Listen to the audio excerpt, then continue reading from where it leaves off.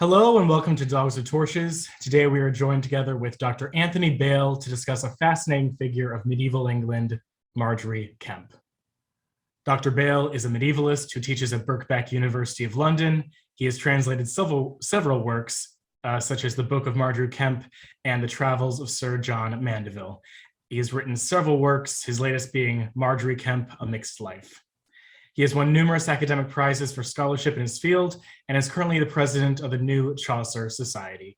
Dr. Bale, thank you so much for joining with us today. It's my pleasure. Thank you very much for having me. So I figured we might just dive right in and sort of just ask the question, who was Margery Kempe and why is she important to study her life in the medieval era?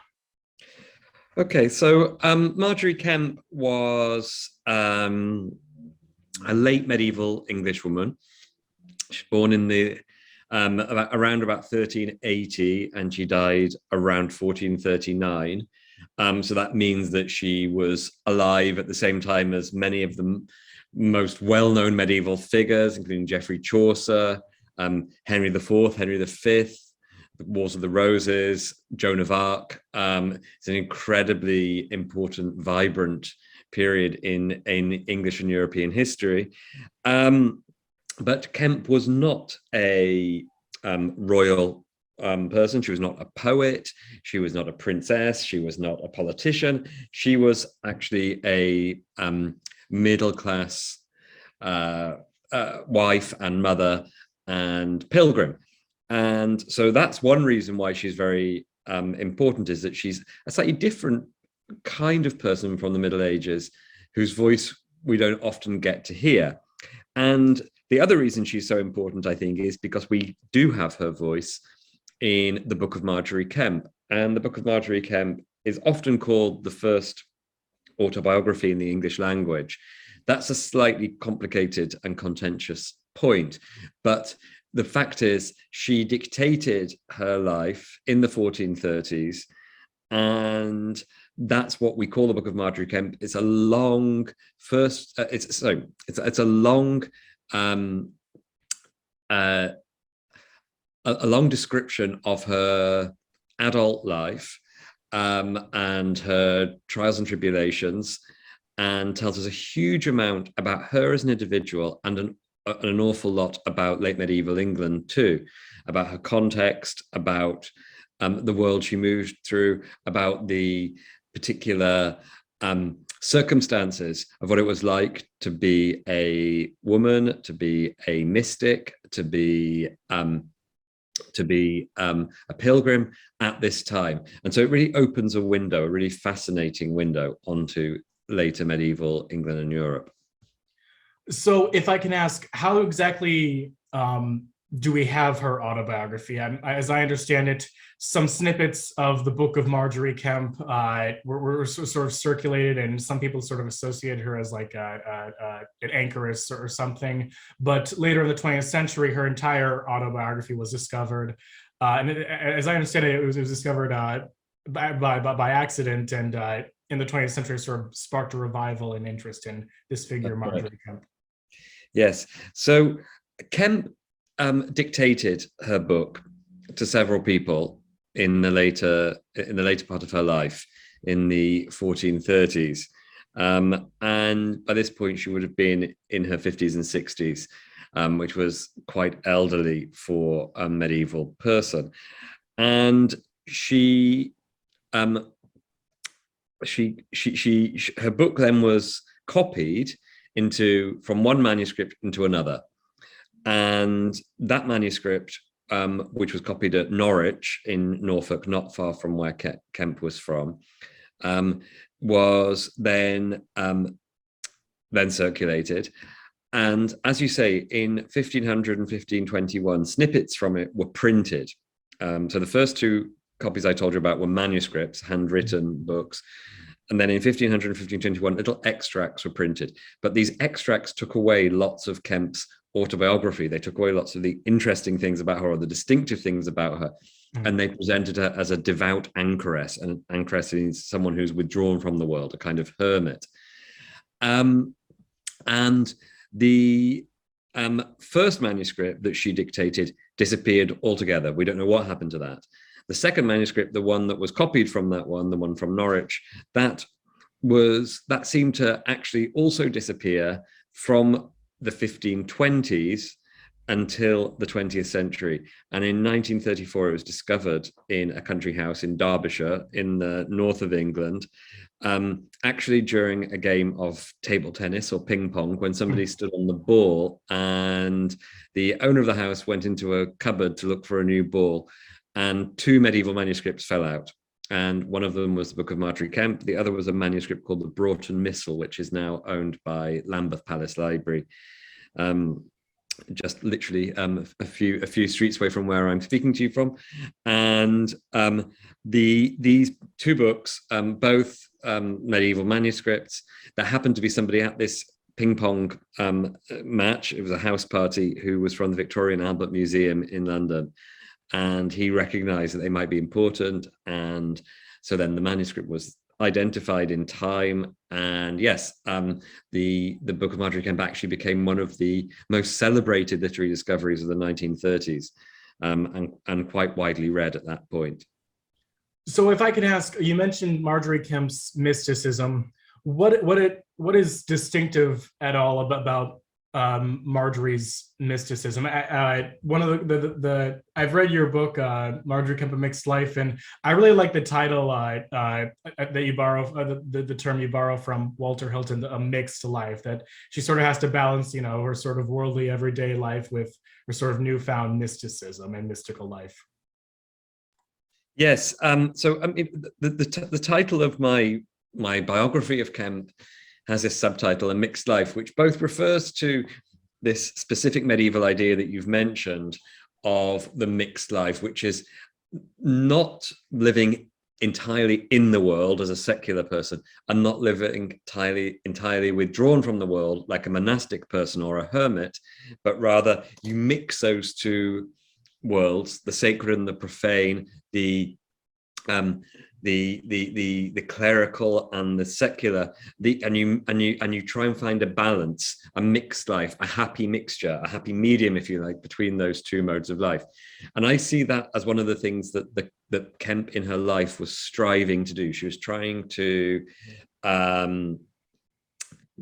find a way to be a religious person, but not a religious person who withdraws from the world, but a religious person who's part of the world.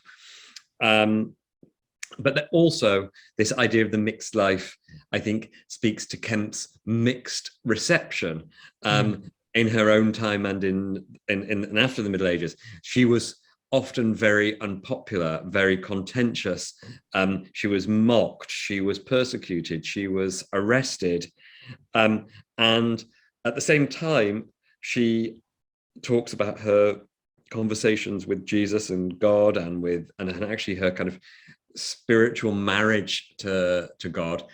And so she's moving between like the very real pressures, difficulties around her health, around her marriage, these things which are very much about everyday life, and then a very elevated spiritual, religious experience. And that's what the mixed life kind of actually means in the real terms of her biography. Her mysticism itself, mysticism is a very baggy term that can mean lots of different things. Kempe's mysticism is focused on mystical conversation, what she sometimes calls dalliance, mystical dalliances with God, Jesus, with the Virgin, with the saints. Sometimes that includes visions of them. In a particularly memorable vision, Jesus Christ comes to visit Kempe in her bedroom and sits on the end of the bed. Sometimes it also involves her sleeping, kind of entering into a kind of trance or sleep-like state. And sometimes it involves her weeping and crying. The word she often uses is boisterously. She boisterously weeps, boisterously cries. She really enormously cries. So her mysticism encapsulates, again, a kind of mixed life between a very physical, affective piety, a kind of very emotional, outwardly manifested religion, and then also her inner vision, her inner thoughts, her feelings, her what she sees with her inner eye, her spiritual eye, as opposed to her bodily eye. So that's a kind of a very general summary of the kind of things that we mean by mysticism when we talk about Kempe. Now, these elements are also very common to many medieval mystics, particularly women. So people like Marie Duagny or Bridget of Sweden or Dorothea of Montaut, but also some male mystics like Richard Roller. And these are all people that we know that Kempe was influenced by and that she'd encountered their writings or writings about them.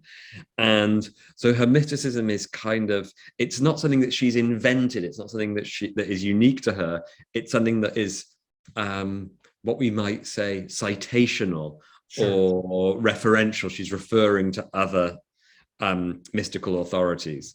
Sure. Oh, sorry, go ahead. And then there's some other parts of that mysticism which are more connected to medieval religion more generally, such as making oneself voluntarily poor, the vow of chastity that she makes, even though she's married, the self-mortification that she practices. And these are very much in keeping with bigger medieval affective piety and devotional trends, particularly in Northern Europe, but also throughout Europe at this time. Right. And then another question that I wanted to ask was Margery sort of always religiously devout, or does this happen sort of later on in life, sort of after she's married and with her husband and has kids? How exactly does she sort of undergo her sort of conversion? Yes, conversion is exactly the right word. So what part of the narrative of the Book of Margery Kempe is about is her conversion from a sinful wretch, as she calls it, to actually receiving God and understanding God as she sees it. And she describes actually how, as a young woman, she wasn't particularly religious. And in many ways, she was a very bad Christian. She loved shopping. She loved fine fabrics. She was jealous of her neighbors. She was lustful. She had a wandering eye for men. She was distracted by the world. We might put it that way. She was distracted by the things of the world. And she had a very, very difficult pregnancy with her first child. And when she'd been delivered of the baby, her difficulties continued and she was still very, very ill. And that's when she started her spiritual conversion. She didn't complete it. This would have been in the 1390s, when she was in her, she was probably around the age of 20. And she had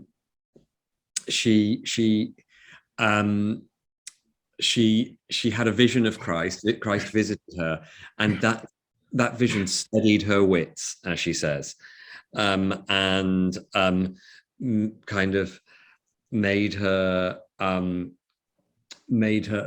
more secure that there was a spiritual answer for her. But at the same time, she remained tempted by other men, by shopping, by business, by social competition. And so it took her several false starts before she converted. The culmination of the book, I would say, and the culmination of her conversion is the time she spent in Rome in 1414, where she really practiced her religion very fully. And you could see the shape of the Book of Margery Kempe as being from Kemp's bedchamber, where she gives birth to her child and where she suffers this agonizing pregnancy, to her pilgrimage and her journey to the furthest flung sites of Christendom in Rome and Jerusalem, and then back to Norfolk, and back to her home, where the book ends. So you can see it as a kind of home world, home narrative, where she comes back transformed. So you also so you mentioned her travels, and we'll get to that in a second. But you also sort of mentioned her pregnancy and her marriage to her husband John Kempe.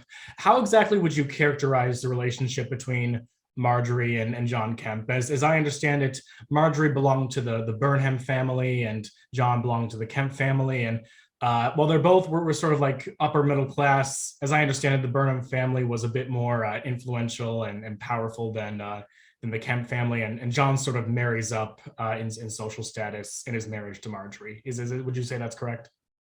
These are great questions, and I need to go into a little bit of kind of detail there Sure.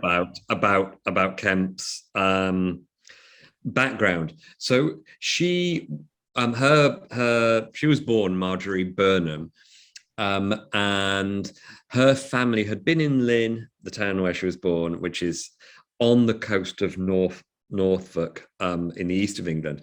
And they'd been there for a few generations, and her family were very active in local business and in local government. Her father was the mayor of Lynn, and was also at various times the MP, and held various other local government roles in Lynn. He would have been one of the most powerful people in the town. At the same time, these people, you said they were upper middle class, I think was the kind of phrase you used. Sure. Sure. They're not aristocratic, they're not gentry. So we've got to be careful about the terminology we use. So they don't have lots of land. They are very much urban people, and this is representative of the kind of growth of an urban middle class, a kind of what we truly call a bourgeoisie, the burgesses of a town like Lynn, in the period from the mid to 14th century. And so these people they tend to have quite a lot of wealth, but they don't have very deep roots in the urban fabric. They might have come from somewhere else, and that's true of Margery Burnham's family. They'd come from the villages called the Burnhams, which are not far from Lynn, but in the countryside, and they'd practice in Lynn all the trades associated with a North Sea port, so mainly import and export of fish, of lumber. And we know that Margery's family were very well connected to Prussia and the North Sea coast. So they were well traveled, and they were well connected. Anyway, sorry, I told you I needed to go into some detail. John Kemp's family, her husband's family, were from exactly the same context. Oh. They were also urban merchants, trading in things like fish and lumber and fur and wool and fabric, but they didn't see that. Well, John Kempe doesn't seem to have been as successful as Margery Burnham's father or some of her other kinsmen in local government, and so the kind of she was from a slightly more successful family, I would say, than the Kempes, the Burnhams, in terms of that social context. That doesn't mean in any way, shape, or form that they were badly off, but Kempe does describe in her book how her attempts at setting up her own businesses as a brewer and as a miller both failed, and it's not clear how wealthy John and Margery Kempe were by the time they were in their 40s. We know that their families, particularly the Burnham family, did have some very good connections and did get wealthier and wealthier and wealthier. But it's not clear how wealthy they were, and they might have had quite a lot of money worries in when they were in their 30s and 40s. There is a snide comment in the Book of Margery Kempe, either put in by Kempe herself or by somebody she was dictating to, that John Kempe never seem to have been the kind of a likely match for her. Right. As if she had married beneath herself. But that is her narrating her own story to her own advantage. So he's not there to answer back. Their marriage is another subject of the whole book, and it shows us the portrait of a medieval marriage from the wedding and the first child all the way through to John Kempe's death. Which is described in a lot of detail, a lot of very moving detail, a very unusual set of details about his death. And you can also see that as one of the main kind of narrative arcs of the Book of Margery Kempe, is the story of a marriage from its beginning to its end. They have, I mean, I don't want to give away all the stuff about their marriage. It's worth reading in the book, but their marriage is a negotiation. It's very much around money, around sex, and around Kempe's own wishes for independence, partly sexual independence, to be chaste and then to be a bride of Christ, but also her ability to go roaming, to go on pilgrimage, to leave the home. And one of the things that readers often comment on is that the Book of Margery Kempe is almost silent about her 14 children. We know she had 14 children, but she doesn't tell us very much about any of them apart from the oldest one. And so the book also transcends, this is another part of its mixed life, it transcends those kind of the minutiae of looking after all those children or seeing them die in childbirth, as is very likely that would have happened to some of them, and instead focuses much more on Margery Kempe's own spiritual development and her own life. I remember that in reading the book, one of the major tensions between Margery Kempe and John Kempe is this call to chastity and celibacy within the marriage. Margery very much wants to, stop having sex, and she kind of develops sort of a disgust at the very idea of sleeping with John, and John is not really willing to sort of go on board with this. I have a quotation from the Book of Margery Kempe. Quote, "He would have his way with her, and she obeyed with great weeping and sorrowing, because she could not live in chastity. And often this creature lived chaste, advised her husband to live chaste, and said that they had often, she knew well, displeased God by their inordinate love and the great sensual pleasures," end quote. And so one of the big themes of early on in the Book of Margery Kempe is Margery sort of trying to break away and exercise her sort of own agency within her marriage in relation to John Kempe.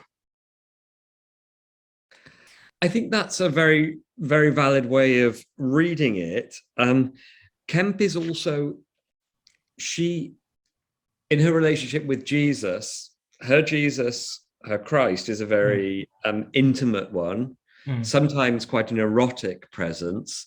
And she does marry the Trinity, the Godhead, in Rome, in a kind of emulation of the marriage vows of the church. And so what happens across the book is that she becomes disgusted by the idea of sex with John Kempe as she transfers her erotic energy or her erotic focus onto Jesus.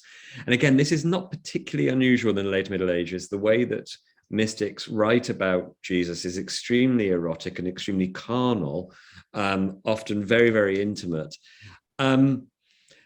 She says when she's tending John Kempe when he's dying that this was a kind of justice because she enjoyed his body so much when he was a young man. and now she was having to tend it and wipe up after him where he made a mess, and right. that kind of thing. And there's a kind of poetry in that she's trying to think about how she justifies. She stayed loyal to John Kemp throughout her life, and she stays a devoted wife, but on her terms, and while stepping outside what was technically their marital contract. And part of the marriage contract was that the wife and the husband could each demand sex from the other, and the marriage wasn't fulfilled if that wasn't possible. So I think it's a very complicated negotiation of those issues around autonomy and desire. Kemp's desire, which erupts at all kinds of places in her book, becomes much more focused on Jesus and on the kind of physical fantasy she has of knowing Jesus. And as I understand it, Margery, the book sort of concludes, you might say, with Margery being victorious in sort of this sort of tension between Margery and John Kemp, where Margery sort of strikes a deal with John that sort of in return with, not having sex with one another, I believe that she'd pay off his debts, and they'd have meals together. But she's able to eventually sort of strike a deal with John that allows her to live the life that she wants to live. Yes, I mean, it's an amazing passage in the book, a very, very arresting passage, where they are walking on a road outside York in midsummer, and it's very hot weather, full hot weather, and she's holding a bottle of beer and he's holding a cake or a loaf, and they have this fascinating conversation, or at least a conversation as she's reported it, about whether she can how she can fulfill her vow of chastity that she wishes to practice, and it's partly an argument, but partly a kind of debate around who gets what. And yes, his debts are invoked, the marital debt is invoked, her desire is invoked, and they work it out in the end, and they basically reach an accommodation that they will stay together on certain terms. And yes, this is exactly the kind of conversation that you don't hear about in other sources, and what makes the Book of Margery Kempe so rich, that we can actually hear a married couple kind of having an argument within its pages. And it's given this very, very, it's kind of like a close-up, if you like, as you'd have in a film, of the two of them just in dialogue, in a very, very tense dialogue. It's a really wonderful part of the book. Right. And as I understand it, Margery soon afterwards, in striking this deal, very much becomes a very accomplished traveler and pilgrim. And much of the book is a record of her travels to Rome, to the Holy Land, to certain parts of Europe. If we can sort of give a brief overview, where did Margery sort of travel during the course of her life? So she was an accomplished traveler, as you say. She wasn't a particularly happy traveler. She often complained about her journeys and the obstacles she met on the way. But she undertook some very big journeys which would remain quite daunting today.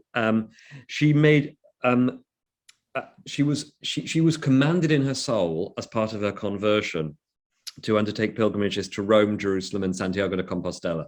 And these were the three great pilgrimage sites of medieval Europe. And she went to Rome and Jerusalem. So she went to Jerusalem first and then to Rome in 1414. And she spent over a year on that journey. And she tells us about not only Rome and Jerusalem, but also places on the way like Constance in Germany, Venice, where she spent, I think, 13 weeks, Bologna, Assisi, Jaffa, and Jericho. So she went, really a long way. She then made the journey to Santiago actually quite a lot later in life. She came back, stayed in England for about 5 years, and then she went to Santiago. And she also, and that was quite an easy journey from Bristol to Spain by boat. But she also made, and then in the 1430s, she made another very grand pilgrimage to Poland, to Prussia, to Gdansk, and a place called Wilsnack, where there was a very well-known pilgrimage site, and Aachen in northern Germany. And in addition to this, she traveled all around England, spent a lot of time in York, Beverley, in the northeast, Lincoln, also Bristol, Leicester, Canterbury. And, you can really get a good sense of the mental map of medieval Europe from her journeys.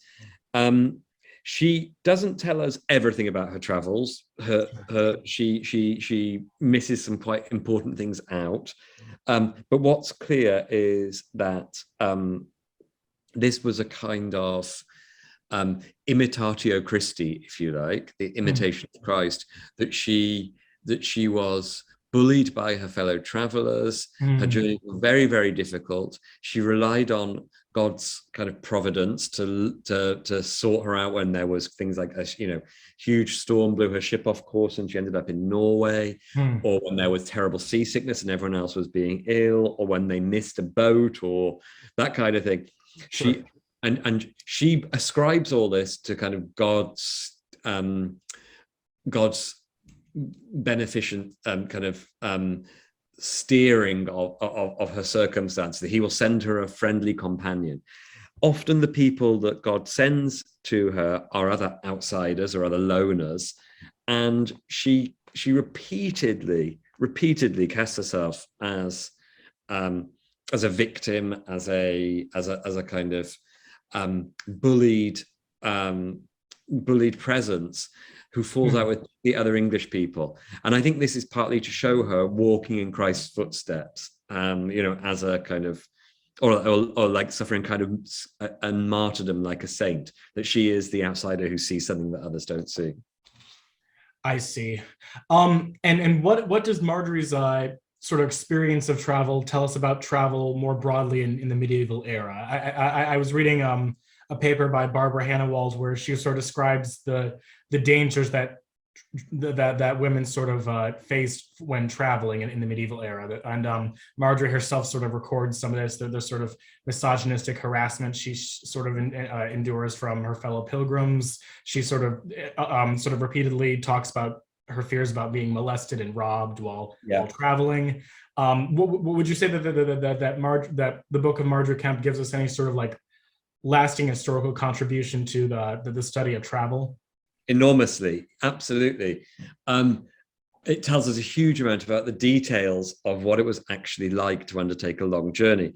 She does say that she's worried about being molested, and at some point, some people in Germany mock her and call her names. She thinks that they're saying that she's got a tail, which was a kind of joke in northern France and northern Germany in the later Middle Ages about English people. But at the same time, I think lots of the challenges she faces are challenges of all medieval travelers, not just women travelers. The main difficulties she has are there's a lot of unpredictability. Things get cancelled, things go missing. There's a lot of expense. She runs out of money. Sometimes her money is stolen from her, as happens between Constance and Venice.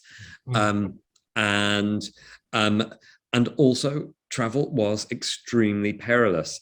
So we know that many, many, many pilgrims to Jerusalem didn't come back, that they died on the way there or on the way back, and they didn't make it home.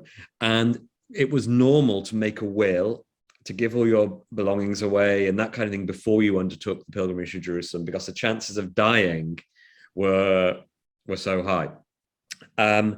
She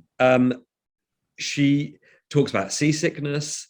She talks about sunburn and dehydration, burning her feet as she's walking through the Holy Land. She talks about things being stolen from her, and not being able to eat enough. At one point, she has to sleep in somebody's outhouse full of kind of ferns. She talks about the parasites, the lice, and that kind of thing that live on her. And other travelers at the time also talk about these things. These are quite standard experiences of travel. Sure. But at the same time, huge numbers of people were stirred to make these kinds of journeys that she's making, to get the spiritual benefits of pilgrimage, but also to step out of one's life and come back transformed. And that's definitely something that the Book of Margery Kempe tries to set up, is this idea that she's transformed by travel. So what would you say are some of Margery's primary motivations for travel across Europe? Is it primarily pilgrimage and mysticism that's motivating her, or are there other sort of reasons she has for travel? I think everybody who goes on this kind of journey in the Middle Ages, they have an outward motivation in pilgrimage, which is that one's going to get indulgences at the shrines where one is forgiven for time in purgatory after one's body dies, so you can get to heaven more quickly, effectively, is the theology behind it. And that's what motivated lots of travel. But I'm a bit suspicious of reading that too straightforwardly. I think there were reasons for someone like Kempe. Pilgrimage gave her a degree of freedom, a degree of autonomy, a degree of self-transformation that was missing for most people, women or men, in the Middle Ages. It gave her a chance to see stuff and to start again. And that's very, very clear when she's in Rome, where she makes herself voluntarily poor and she begs from door to door and she really relies on strangers. That this is a kind of, she rejects the world's versions of success and security to find her own. And you could see it as being quite inspiring or quite mad and reckless, but she it's like she's shaking everything up in the air and seeing where it lands. And travel allowed people to do that. It allowed her to see places, meet people that she would never have been able to meet elsewhere. And so it's a point of opportunity for self-transformation. And of course, like all the other ideas that we have around travel today, around tourism, they also pertain to someone like this.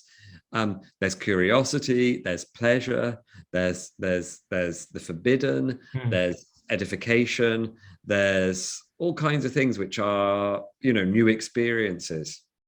Sure.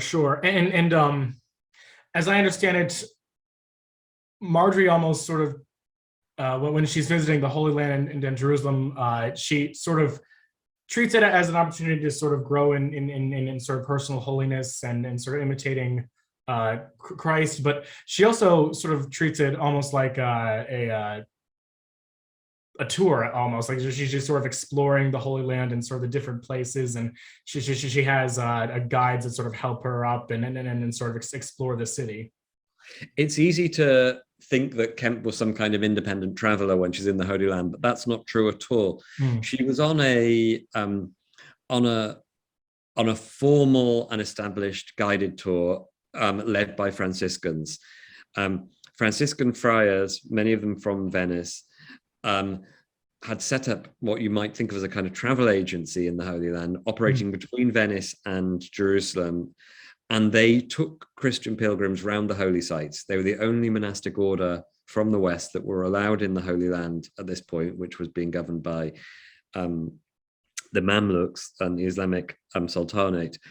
And Kempe was just on one of these group tours. She wasn't able to kind of go off on her own. She wasn't able to do her own thing. She wasn't able to set her own itinerary. She wasn't able to go off piste. She had to stay within the bounds of this tour.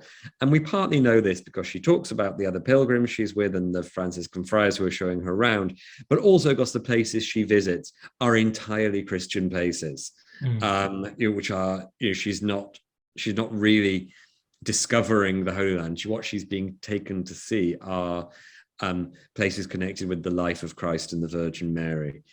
And when she's in the Church of the Holy Sepulchre in Jerusalem, which is kind of the high point of her pilgrimage, the shrines she goes to are all Franciscan places on their itinerary through the church. So even though the focus of the book is very much on her as an individual, there are things like that where she's actually part of a relatively social group. I know we briefly talked about Margery's mysticism, but if I can ask another sort of question in that sort of general area, what would you say is the most important aspect or element of Margery Kempe's mysticism? As I understand it, one of the more central themes in we talked about her sort of conversations with Christ and the Virgin, but what fascinated me was her sort of conversations and sort of desire to imitate many of the saints. And I remember Bridget of Sweden was sort of a particular figure that she was impressed by. Yeah, at the time, Kempe was kind of undergoing her spiritual conversion, and in her adulthood, Bridget of Sweden and Catherine of Siena were two of the most popular and widely discussed female saints. They were both becoming saints at that time. They'd only died in the generation previous to Kempe, and actually Kempe records meeting Saint Bridget's servants and a man who'd known her in Rome in her life. So these were not people, long dead. They were actually relatively present characters in her life. So these and their emphasis on holy tears and compunction, on pilgrimage, on poverty, on the humanity of Christ. These are all things that are very much staple parts of Kempe's mysticism. She also, yes, she imitates or kind of represents herself as well through the Virgin Mary, Saint Catherine, Saint Margaret. Saint Margaret is her patron saint of her church in Lynn, Saint Margaret's, which is now King's Lynn Minster. It's a church that's still standing, and that's Kempe's local parish church, and one that she's very, very committed to. And of course, as her name is Margery, a version of the name Margaret, it's also her namesake. And Saint Margaret is one of her kind of I'd say kind of models or role models of kind of female power. And so this is power which is about defeating the devil, about being an extremely devoted Christian, and about Saint Margaret was a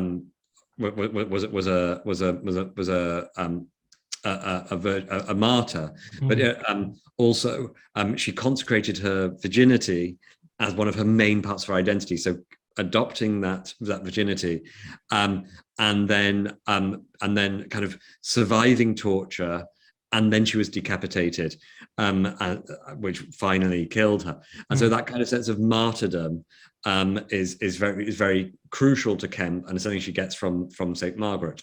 Saint Margaret is also the patron saint of pregnant women, and was often depicted kind of jumping out of the dragon that ate her. And these are very kind of, Kempe's identity is made up of these kind of building blocks of other people's reputations. So someone like Saint Margaret is very crucial to that. Fascinating. Do we find in Margery any attempts made to sort of legitimize her mysticism with the clergy or her fellow mystics?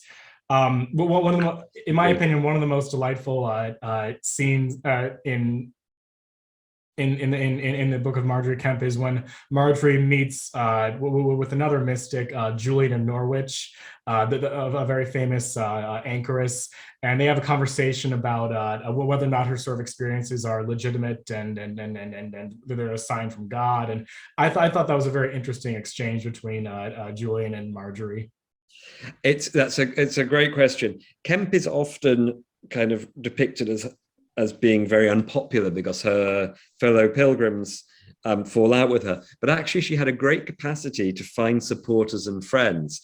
Julian of Norwich is one of them. Julian was, as you say, a mystic and an anchorite at a church in Norwich, which was one of the places that Kemp went back to over and over again. And the two women spent many days. Julian, by the way, I should say to people who aren't familiar with her, is a woman.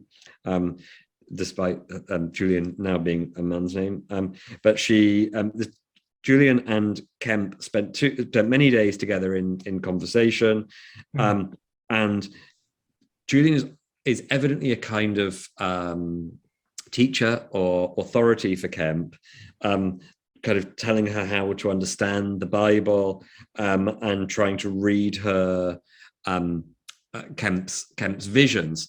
But at the same time, Kemp also has a large number of male supporters and allies, various confessors, various priests, various hermits that she goes and speaks to, and often will speak in her favor.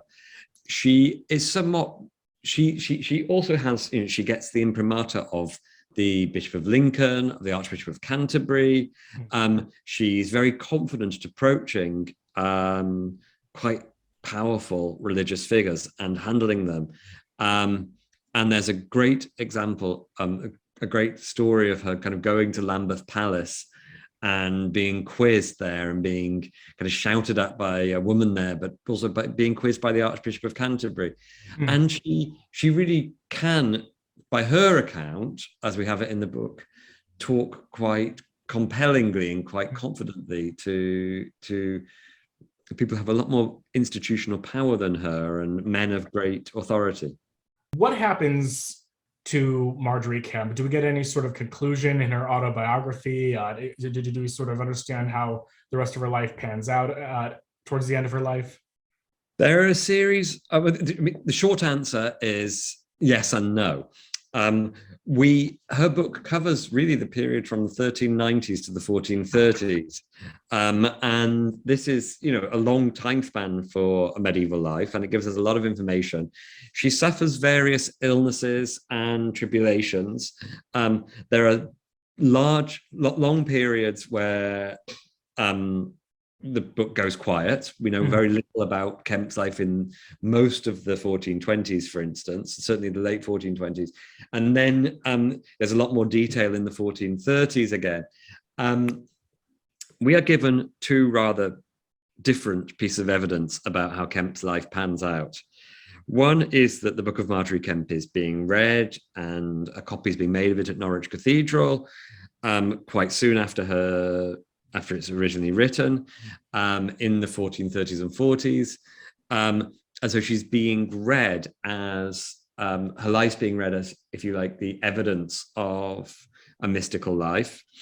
But at the same time, we have evidence from the 1438 and 1439 that she'd entered one of the most prestigious guilds in King's Lynn, the Guild of the Holy Trinity, which was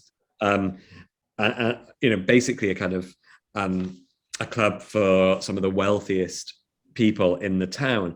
And so you've got the book kind of promoting her spiritual, religious side, and then this evidence of her joining the guild in Lynn, which suggests that she'd still retained this sense of social ambition and social accomplishment, and esteem.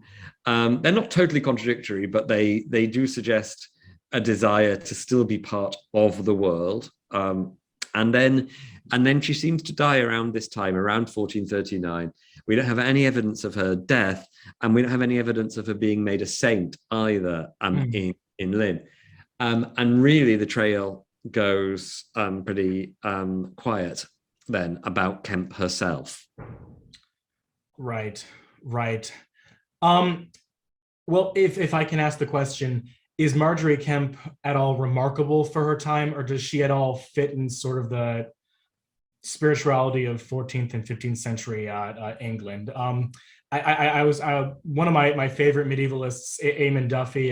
His book, The Stripping of the Altars, sort of shows that in 14th and 15th century England was sort of had a very vibrant spirituality and religiosity to it.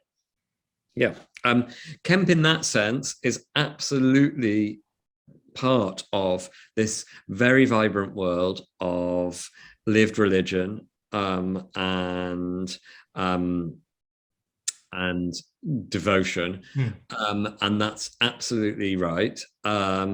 And she's not unusual in that sense, particularly in North Norfolk, and which was a very at that point, a very wealthy, well-connected part of England, where religion was very, very vibrant. And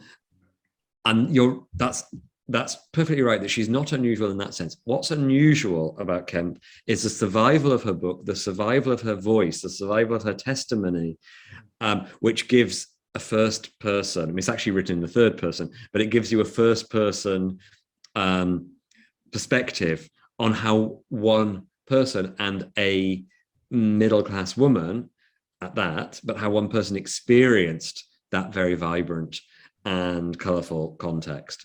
And so she's unusual because her book survives, but lots of what's in the book is absolutely in keeping with late medieval spirituality, and that's what makes it so valuable as a historical source. Fascinating. All right, then. I think we've pretty much covered most of or pretty much everything I wanted to talk about. Where would there be any sort of book recommendations for people who'd want to continue to research into Margery Kempe's life? Obviously, we have her autobiography, the Book of Margery Kempe, but we also have your new book that just came out, Margery Kempe, A Mixed Life, and I've read it. It's a beautiful book. It's got beautiful pictures and visuals, and you sort of just lay out her life story and her mysticism, and it's just beautiful. Thank you so much. I actually, hugely enjoyed writing it, and I've tried to make Kempe and her book approachable in it. And I haven't tried to cover everything in the book. I haven't tried to say all there is to say. By no means would I dare to try and have the last word on someone as voluble as Margery Kempe. But I have tried to give readers a sense of Kempe's context, of what I think are some of the main currents in the book, and tell the story somewhat chronologically up to the 21st century in Kempe studies.